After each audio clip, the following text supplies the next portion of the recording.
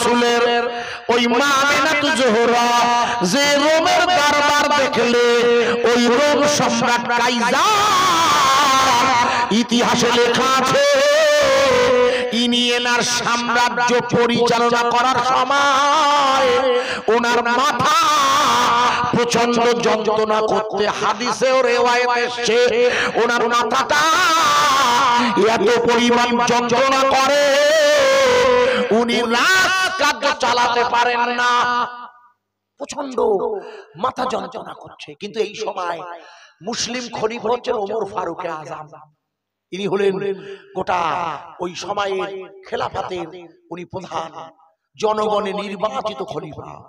Rome সম্রাটের দরবারের যারা বিশিষ্ট ব্যক্তিবর্গ ছিলেন, প্রধানমন্ত্রী, উজিরে আলা, রাষ্ট্রপতি যারা ছিলেন, তারা সবাই মিলে বললে আপনি একটা কাজ করুন, আপনি তো সম্রাট, আপনি তো সম্রাট ইতালি আপনার বাস, আর মক্কা শরীফে রাসূলের এক সম্রাট এসেছে যার নাম ওমর ফারুক, মদিনা শরীফে যার শাসন কার্য চলছে, মদিনায় যার সম্রাটের দরবার, খেলাফতের দরবার, আপনি ওই লোকটার কাছে, আপনি তো সম্রাট, আপনি ওই লোকটার কাছে আপনার এই রোগের ব্যাপারে বলে, আমার রোগ, আমি রোম সম্রাট, আমার নাম কাইজার, আমি আমার চিকিৎসার জন্য অসংখ্য ডলার, কোটি কোটি মুদ্রা ব্যয় করতে পারি, আপনি আমাকে কি পরামর্শ দিচ্ছেন?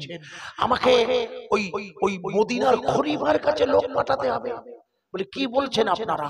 বলে না, এটা পরামর্শ সভা হচ্ছে আপনাকে, কারণ প্রচন্ড মাথা যন্ত্রণা, আপনি তো টিকে থাকতে পারছেন না, আপনার তো কোনো অবস্থায় বসার ক্ষমতা নেই, আপনার কোনো চিকিৎসা, রোমের কোনো মেডিসিন বিশেষজ্ঞ আপনার কি কোনো উপকার করতে পেরেছে?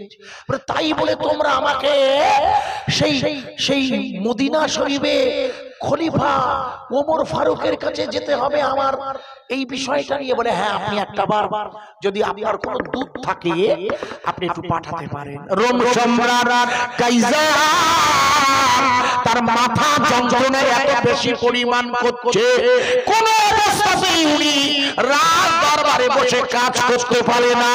তাই রোম সম্রাট কাইজার করলেন কি, উনি ওনার তরফে দুজন প্রতিনিধি, ওনার দুজন রিপ্রেজেন্টেটিভ উনি সোজা পাঠিয়ে দিয়েছে রোম সম্রাট কাইজার খলিফাতুল মুসলিমিন ওমর ফারুকের দরবারে। বলছে, খলিফা, আমাদের রাজা বড় অসুস্থ, আমাদের রাজার মাথা যন্ত্রণা করছে, আমাদের রাজা বাঁচবে কিনা জানি না, আমাদের সম্রাট আপনার কাছে সাহায্য চেয়েছে, এই ব্যাপারে আপনি কিছু করতে পারেন কিনা? আপনারা সবাই জানেন আল্লাহর নবীর পরে যদি কেউ নবী হতেন তিনি ওমর ফারুক আজম, সবাই জানেন, আপনারা হাদিস এসেছে। এমন একজন নবী প্রেমিক ছিল, উনি রাস্তা দিয়ে চললে শয়তান সেই রাস্তায় 40 দিন আসতো না।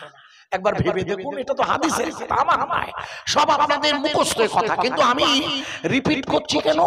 এনার ঈমানের জাযবা দেখুন, এমন ঈমানদার যে রাস্তা দিয়ে গেলে শয়তান সে রাস্তা মুখ হয় না, তাই ঈমানদারদেরই শয়তান ভয় করে, এমন ভয় ওই মুখ হয় না। আর এখন আমরা ঈমানদার বলে দাবি করি, কিন্তু আমাদের সমস্ত কার্যকলাপ দেখবেন শয়তানের সাথে সম্পর্কিত। ভুল বুঝবেন না যেন। খলিফাতুল মুসলিমিন ওমর ফারুক আজমের দরবারে রোম সম্রাট কাইজারের দূত এসেছে।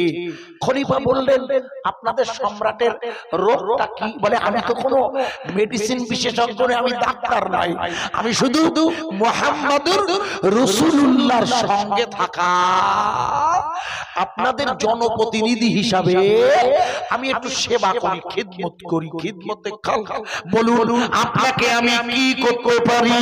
বলে, আপনাকে তো বললাম আমাদের রাজা কাইজারের শরীরটা বড় খারাপ, রোগ সম্রাটের মাথা যন্ত্রণা করছে, হযরত ওমর ফারুক আজম একটা কালো টুপি সেলাই করে ওর মধ্যে একটা কাগজ ঢুকিয়ে দিয়ে ওই কালো টুপিটা ওই লোকগুলোকে বললো এটা আপনাদের রাজার মাথায় পরিয়ে দেবেন। কি পরাবে? আরে ভাই টুপি, টুপি মানে এটা কি? এটাই সুন্নাত। এই যে টুপি ছাড়া নামাজ হয় না। যদি ইদানিং একদল মশলা দিচ্ছে খালি মাথায় নামাজ হয় বলছি, ইদানিং শুনছি, তা আমার জানা নাই। আমি জানি রাসূল পাক সাল্লাল্লাহু আলাইহি ওয়াসাল্লাম, আমি যে টুপি পরেছি বা আপনারা যে টুপি পরেছেন, সব ভাইয়ের কথা বলছি, আমার আপনার মাথায় যে টুপি এটা হচ্ছে সুন্নাত। টুপি পরাটা, টুপি পরাটা সুন্নাত, বুঝেছেন? এই জন্য আমরা সর্বক্ষণ শরীয়তের হুকুমে টুপি পরার একটা নিয়তের মধ্যে রাখি। আর রোম সম্রাট তো ওদের টুপি পরার কথা বললে এরা তো ভাববে যে মুসলমান আমার টুপি পরাচ্ছে। আমার কথা বোঝা যাচ্ছে কি? রোম সম্রাট যখন টুপি বললে যে আপনাদের, তাও আবার কালো রঙের টুপি, বলে আপনাদের সম্রাটের জন্য এইটা হলো চিকিৎসা। বলে সর্বনাশ, আপনি আর কোন ঔষধ পেলেন না, টুপি দিচ্ছেন। টুপি আম্মান তামাসসাকা বিসুন্নতি ইনদা ফাসাদে উম্মতি ফালাহু আজরুম মিয়াতা শাহীদ। ক্বালা রাসূলুল্লাহ সাল্লাল্লাহু আলাইহি ওয়াসাল্লাম, আল্লাহর রাসূল বললেন মান তামাসসাকা বিসুন্নতি, ফাসাদের জামানা যে ব্যক্তি একটা সুন্নত অনুসরণ করবে, একটি ব্যক্তি যদি আল্লাহর হুকুমে একটি সুন্নত অনুসরণ করে, রাসূল বললেন আল্লাহ তার আমলনামাতে 100 শহীদের সওয়াব লিখে দেবে। এ তো আমাদের বিশ্বাস। এ তো কাইজার রোমের সম্রাট, খ্রিস্টানদের ইতালির রোমের ধর্মগুরুদের দরবার। এই টুপি যদি মাথায় পরাই, এখন এই সময় যদি কেউ বলে যে আমি টুপি পরিয়ে দিচ্ছি, তোমাদের ওই মোদির মাথায় পরিয়ে দাও, গে দাও, মাথা যন্ত্রণা জুত হবে, তা বললি মারবে না ভাই, শুধু মারবে না, সেজা করবে, মিডিয়া বুঝতে পারছেন।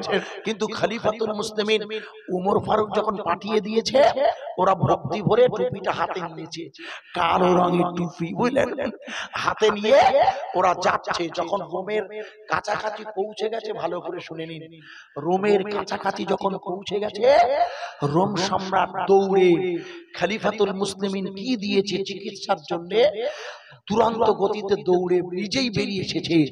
এসে জিজ্ঞেস করছে, খলিফা তোমাদের কি দিয়েছে? বলে খলিফা আপনার জন্য টুপি দিয়েছে। বলে তাই? বলে দাও, শীঘ্রই দাও। বলে কেন? বলে টুপি দিয়েছে, তার মানে আমার পরার জন্য দিয়েছে। বলে হ্যাঁ, আপনার মাথা যন্ত্রণা করছে, আমাকে টুপিটা পরতে বলেছে। বলে আপনার ওই টুপিটা মাথায় পরতে? বলে হ্যাঁ আমি পরবো। বলে আপনি বলছেন কি আপনি টুপি পরবেন? আমরা তো নিচ্ছিলাম না, কিন্তু ফিরে এলি আপনারা হয়তো বকাবকি করবেন, আপনি তা আমরা নিয়েছি, আপনি আবার পরবেন? বলে হ্যাঁ আমি পরবো। আমার শরীর যন্ত্রণায় আমি তোমাদের বোঝাতে পারবো না, তোমরা আমার কাছে ওই খলিফাতুল মুসলিমিন ওমর ফারুকের দেওয়া ওই কালো টুপিটা দাও। আল্লাহ রাসূলের ওমর ফারুকের জামানার হাদিসে রিওয়ায়াত এসেছে, রোম সম্রাট কাইজার ওই টুপিটা মাথায় দিয়ে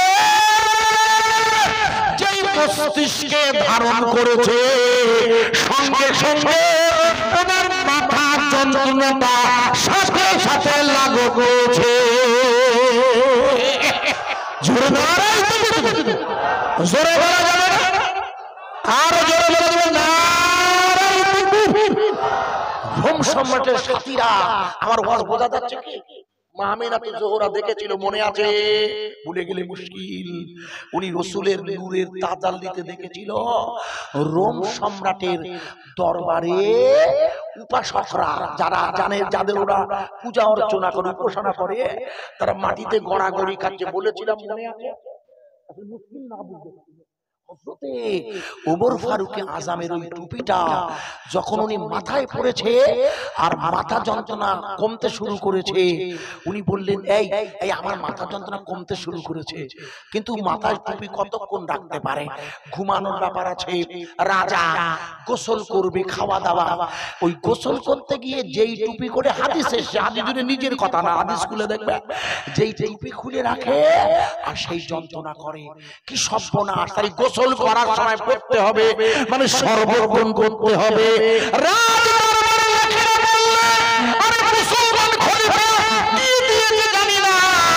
নিশ্চয়ই কোন জাদু টোনা করে দিয়েছে। খলিফা মাথায় রাখলে যন্ত্রণা করে না, আর যেই খুলিয়ে বলে সেই যন্ত্রণা করে। দাঁড়াও খলিফা, যখন সুযোগ পাবো আমরা ও পারিষদ বর্গের লোকেরা আমরা চুরি করিয়ে দেখবো বিষয়টা। খোলেই না, সে তো শুয়ে থাকতে তাও পড়ছে। হ্যাঁ আমি পড়ছি, আমি খেতাম সর্বক্ষণ, আমার একটাই কাজ তো।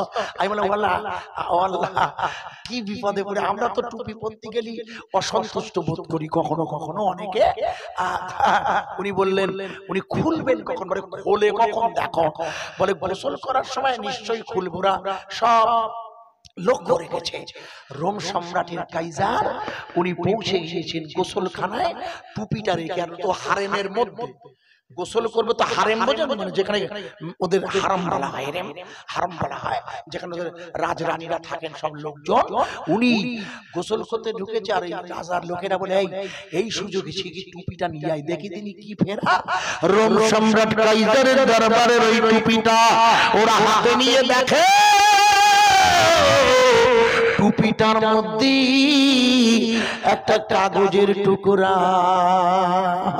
বলে শিগগিরই খোল দেখি ওটাই কি লেখা। বন্ধুরে শুনে নি, ওরা কাগজের টুকরাটা টুপির ভিতর থেকে বার করে দেখে আরবি ভাষায় কি লেখা। ওই রোম সম্রাট দরবারে অন্যান্য ধর্মীয় বিশেষজ্ঞ যারা ছিল, মুসলিম ধর্মীয় বিশেষজ্ঞ যারা ছিল, তারা ওই কাগজটা দেখে বলে আরে এ তো আল্লাহর নাম লেখা। রোম সম্রাটের চিকিৎসাতে খলিফাতুল মুসলিমিন কোনো ঔষধ ব্যবহার করেনি, ঔষধ হলো আল্লাহ। বিসমিল্লাহ একবার জোরে বলা যাবে না? কার নাম লেখা? বিসমিল্লাহির রহমানির রহিম, আল্লাহর নাম। পরে সর্বনাশ, শিগগির ওর মধ্যে পুড়িয়ে দে। বলে কেন? বলে ওই নাম লেখা রয়েছে, যদি যদি জানাজানি হয়ে যায়। কার নাম লেখা? চিল্লে বলতে পারো না, আরো জোরে বলতে পারো না? কোন ভাষায় লেখা? আরবি ভাষা। কোরআনের ভাষা কোন ভাষা? আপনারা মনে করে দেখুন, আপনাদের মনে নেই বলে একটুখানি পিছিয়ে যাচ্ছে, ছেলেদের বোঝানোর জন্য না, আপনাদের বোঝানোর জন্য। মনে করে দেখুন, আমাদের প্রধানমন্ত্রী মোদিজি এখান থেকে 3-10-12 আগে, মনে করে দেখুন সেদিন ছিল মঙ্গলবার, মনে করে দেখুন আরব আমিরাতে যাওয়ার আগে উনি আপনারা নিশ্চয়ই মনে করে দেখুন সংযুক্ত আরব আমিরাতে গিয়েছিল কাতারে যাওয়ার আগে। মনে করে দেখুন কাতারে যাওয়ার আগে আরব আমিরাতে গিয়েছিল উনি, আর ওইখানে গিয়ে উনি ভাষণ দিয়েছিল। মনে করে দেখুন কেন? যেহেতু আরব আমিরাতে গিয়ে উনি ভাষণ দিয়েছেন, যেহেতু মুসলিম হিন্দু ওখানে যারা বসবাস করে যৌথভাবে, সেই সম্মেলনে ধর্মীয় সম্মেলনে ভাষণ দিতে গিয়ে উনি আরবিতে বক্তৃতা দিয়েছিলেন। আপনারা জানেন কি? ভালো করে আমার কাছে শুনে নি, আমি আলোচনাটা রাখতাম না, বাড়াতাম না, শুধু বোঝানোর জন্য রাখছি ছেলেদের। এই যেখানে যেহেতু এই পরিবেশটা এইখানকার, আমাকে ইমাম সাহেব বলে দিয়েছেন পরিবেশটা আমি জানি না, এখানে আমরা হিন্দু মুসলমান, সেই জন্য আমি ছোট্ট করে বলছি। আমাদের বাংলাদেশের, ভারতবর্ষের, পৃথিবীর এই মুহূর্তে পশ্চিম বাংলা সহ গোটা ভারতের যিনি রাজা প্রধানমন্ত্রী মোদিজি আরবের মাটিতে গিয়ে আরবিতে ভাষণ দিয়েছে। আপনারা শুনে নেন আরবিতে। অথচ আমাদের এলাকায় এসে মাদ্রাসা ভাঙতেছে, বলো ওই আসামে মাদ্রাসা ভাঙতেছে, ওই হিমাচল প্রদেশে, মনে করি দেখো মধ্যপ্রদেশে, ছত্তিশগড়ে, সব জায়গায় মাদ্রাসা মসজিদ বুলডেজারে ভাঙতেছে। আবার ওখানে গিয়ে আরবি বলতে গেলে তো প্রথমেই বলতে হয় কি, যখন কেউ বক্তৃতা করে আমরা কি বলি? আলহামদুলিল্লাহ, আলহামদুলিল্লাহ, বা নাহমাদুহু ওয়া নুসাল্লি আলা রাসূলিহিল কারীম। এটা ছাড়া আরবি শুরু হয় না, জানেন তো? হ্যাঁ না বলেন? এটা ছাড়া সবাই আরবি শুরু করতে পারবে? চ্যালেঞ্জ করছি। আপনি যেই হন, হিন্দু হন আর জৈন হন আর খ্রিস্টান আর ইহুদি আর মুসলমান, আমি বলছি না, আমাদের কথা রাখতেছি, আমার দোষ সব। তাই প্রথমেই যখন বলতে হবে, হয় নাহমাদুহু ওয়া নুসাল্লি আলা রাসূলিল কারীম আম্মা বাদ, অথবা আলহামদুলিল্লাহ আলহামদুলিল্লাহি হান্নানিল মান্নান। এটাই হলো আরবিতে বক্তৃতা করার প্রথম ধরন। আপনাকে প্রথমেই এই পৃথিবীর মালিকের প্রশংসা করা লাগবে, একটু জোরে বলা যাবে না? নারায়ে তাকবীর, নারায়ে তাকবীর। ওখানে গিয়ে উনি প্রশংসা করে আসছে, কেন? যেহেতু ওখানকার রাজা 81 বিঘে জমি দিয়েছে মন্দির করতে, ওখানে গিয়ে মন্দির করবে বলে প্রশংসা করছে। আর এখানে এসে, বুঝতে পেরেছেন, বেশি বলছি না, রোম সম্রাট কাইজার বেটা গোসল করে বাড়ি এসেছে, ভিতরে এসে ভাই ওই যে টুপি লোক পরে, সে যদি হাতে করে নিয়ে খুলিয়ে আবার সেটাকে সেলাই করে দ্রুত রাখা হয়, তা যে পরে সে ধরতে পারে না। একটু হ্যাঁ না বলে, আমার এই পায়জামা আমি পরি, এখন যদি আমার বউ পরে হবে ভাই, হবে না, কিছু মনে করবে না, বোঝানোর জন্য বলছি, এই পায়জামা আমারই পরতে হবে। আর আমি কেউ পরিছি কি হাত দেছে, আমি দিলীপ ধরতে পারবো যে মাল ঠিক কেউ হাত দেছে, আমি সঙ্গে, এটা স্বাভাবিক। বলো আপনার প্যান্ট, আন্ডারপ্যান্ট বা জাঙ্গিয়া বা গেঞ্জি আপনি বুঝবেন এটা হতে পারে না, ও বলে এই এটা হাত দেশ করে, এটা হাত দেশ করে, বুঝতে পেরেছি, বুঝেছে। তখন ওই পারিসম্পর্ক যারা, তারা সব ভয়ে ভয়ে কাঁপছে, কারণ সম্রাট, রোম সম্রাট, গোটা পৃথিবীর তৎকালীন খ্রিস্টানদের হেডমাস্টার। মনে করে দেখুন, রোম সম্রাট যখন বলছে এই এই টুপিটা আমি মাথায় দেই, গোসল করতে গিয়েছি, তোরা এটা এখানে রেখে দিয়েছিস, এটা কে হাত দিয়েছে? ওরা তখন বুঝতে পেরেছে ধরা যখন করিছি তখন উপায় হবে না, বলে আমরা করেছি। বলে কি করিস?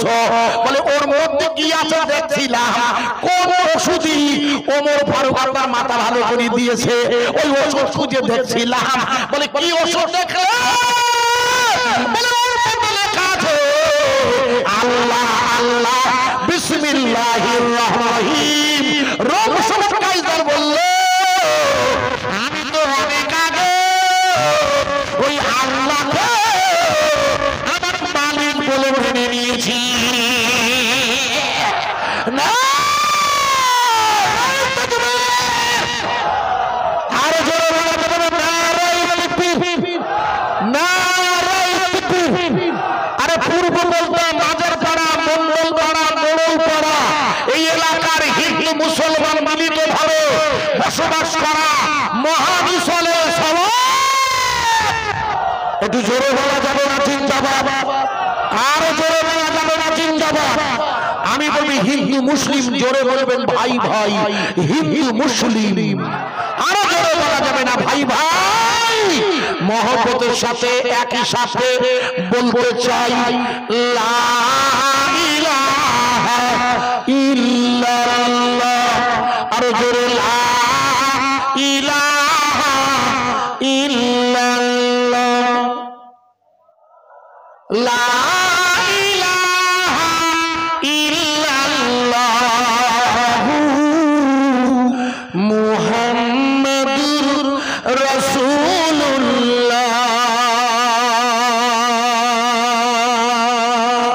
জঙ্গে ওহদ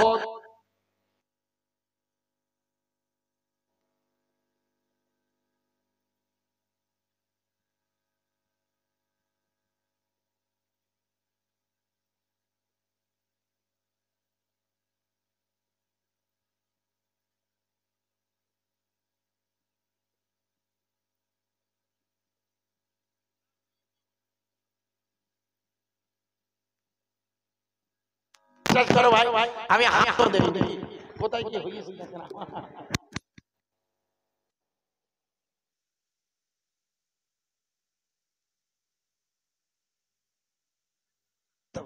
যা আর হাত দেব না, তা না দিদিও তো হয় না। জঙ্গে ওহদ, জঙ্গে বাদর, আরো জঙ্গি কারবালা ইমাম হোসেন শহীদ হলো আরো হলে হামজালা লা ইলাহা ইল্লাল্লাহ আর জোরে লা ইলাহা ইল্লাল্লাহ সবাই মিলে লা ইলাহা ইল্লাল্লাহ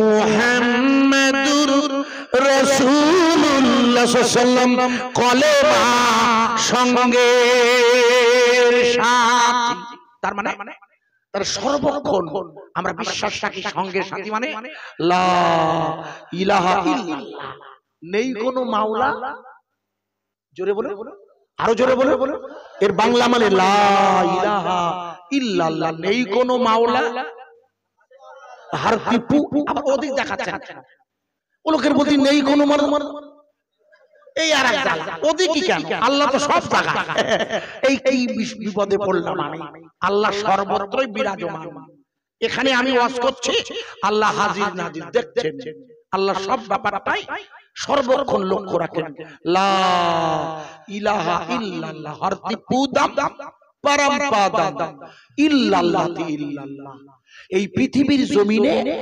একমাত্র মালিক হচ্ছে ইল্লাল্লাহ ইল্লাল্লাহ আল্লাহ আল্লাহ কলেমা সঙ্গে সাথী কলেমা গোরবাতি তার মানে কলেমা হবে কবরের নূরের জ্যোতি মনে রাখবেন ইমানের কলেমা ওয়ালারা ইমানদাররা যেই কবরে ঢুকবে তখন কবরে নূর আসবে জানা আছে তো অন্ধকারে নূর আসবে হ্যাঁ না বলুন জানেন না সেটা হচ্ছে কলেমা এই জন্য আল্লাহ রাসূল বলেছেন খুব ভালো করে শুনে রাখুন যখন কোনো ব্যক্তি একবার লা ইলাহা ইল্লাল্লাহ পড়ে যতক্ষণ পর্যন্ত আল্লাহ তার গুনাহ মাফ না করে ততক্ষণ আরশে মওলার খুঁটি কাঁপতে থাকে লিখে নেন আল্লাহ রাসূল বলেছেন যখন কোনো ব্যক্তি একবার লা ইলাহা ইল্লাল্লাহ মুহাম্মাদুর রাসূলুল্লাহ পড়ে তার আমলনামায় 4000 নেকি লেখা হয়ে যায় 4000 সাহাবারা জিজ্ঞেস করছে ইয়া রাসূলুল্লাহ আরশে মওলার খুঁটি কাঁপতে থাকে কেন বলে যতক্ষণ ওই বান্দার গুনাহ আল্লাহ মাফ না করে আরশে মওলার খুঁটি বলে আল্লাহ যতক্ষণ আপনার গুনাহগার আজিজুর আপনার কলেমা পড়ছে আপনার বান্দারা পূর্ব পন্থার এই পবিত্রতম দিনী জলসাতে 16ই ফাল্গুন শাবানের পূর্ণিমায় চাঁদে আপনার জিকির করছে আপনি যতক্ষণ আপনার বান্দার বান্দি মায়েরা যারা আছে আত্মীয় স্বজন যারা এসেছেন বিভিন্ন এলাকা থেকে গুন্ডাসপুর থেকে আত্মীয় আছে আপনাদের আশেপাশে ওই পূর্ব পলতায় উত্তর পলতায় বিভিন্ন জায়গার মানুষ তরণীপুর সুবিদপুর যত গ্রামবাসী আছে আমরা আত্মীয় স্বজন ভরা আত্মীয় যারা এসেছেন সবাই ওই আল্লাহর ঈমানের কালেমা যেটি নূর হিসাবে আপনার কবরটা আলোকিত করে